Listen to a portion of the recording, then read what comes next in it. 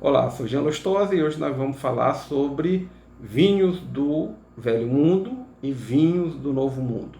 Mais especificamente de Portugal, como sendo a parte do Velho Mundo, que é exatamente a gente chama de Velho Mundo os países europeus, né? Onde primeiro começaram a produzir as uvas e, consequentemente, o vinho, a técnica da elaboração do vinho. Então veio para a França, para a Itália, para a Grécia, para a Alemanha, para Portugal. Então todos aqueles países da Europa, quando a gente fala em vinhos do Velho Mundo, a gente está se referindo à Europa, porque ela tem uma característica própria. Os vinhos europeus, muitas vezes, eles são denominados pelo local onde eles são produzidos. Não importa nem a uva, mas é o local onde eles são produzidos. Então, eles começam a ser definidos a partir disso aí.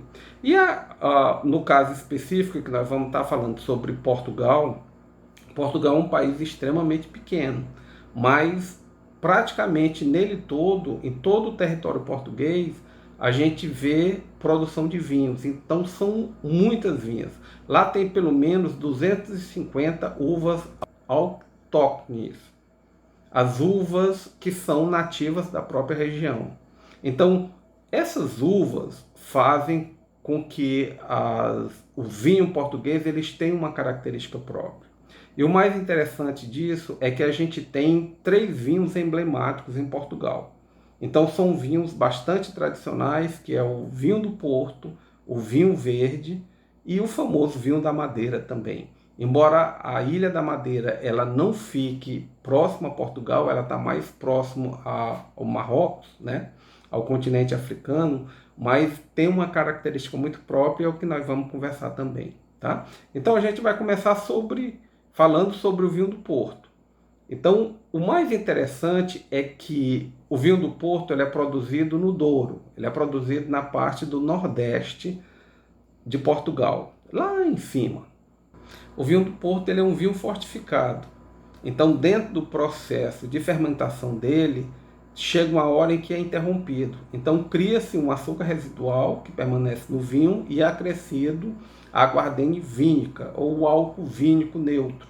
Então, isso é que dá a ele um teor alcoólico muito alto. Então, geralmente, ele varia de 15% a 20%. É um vinho muito alcoólico, não resta dúvida. Tanto é que ele é tomado como um aperitivo ou então ele é tomado como um vinho de sobremesa. Tá? Então ele tem um cheiro frutado, tem um cheiro de amêndoas também, ele é muito forte, é muito aromático.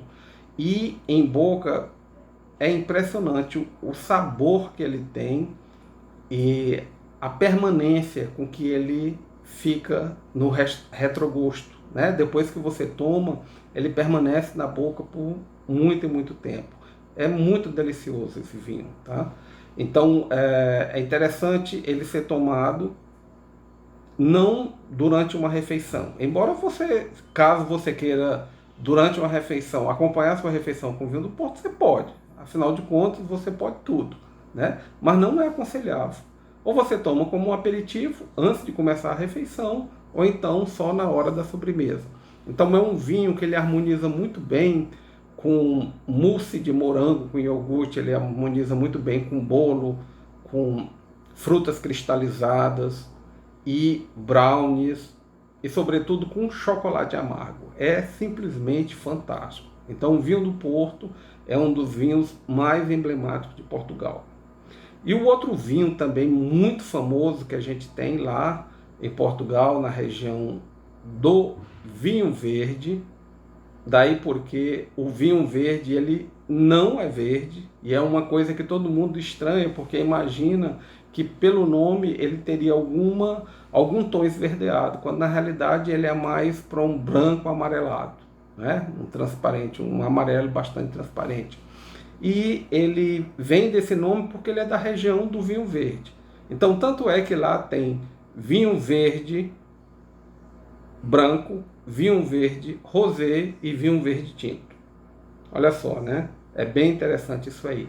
Então, não necessariamente o vinho verde ele é verde, pelo contrário. Então, ele tem uma acidez, é um vinho muito bom para acompanhar frutos do mar, para acompanhar sashimi, sushi, para acompanhar um frango. E ele tem uma coisa muito interessante que é uma certa... É como se ele fosse frisante, né? Ele tem um gás nele. Não chega a ter aquela perlagem de um champanhe, de um espumante, mas ele tem umas microbolhas. Quando você toma, você percebe. E é um vinho muito barato, porque ele não passa por nenhum processo de envelhecimento.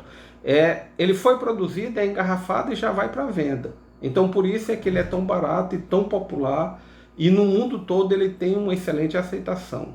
Tem uma acidez, tem uma certa mineralidade, um aroma, né? Um pouco cítrico também, né? Ele lembra um pouco frutas tropicais.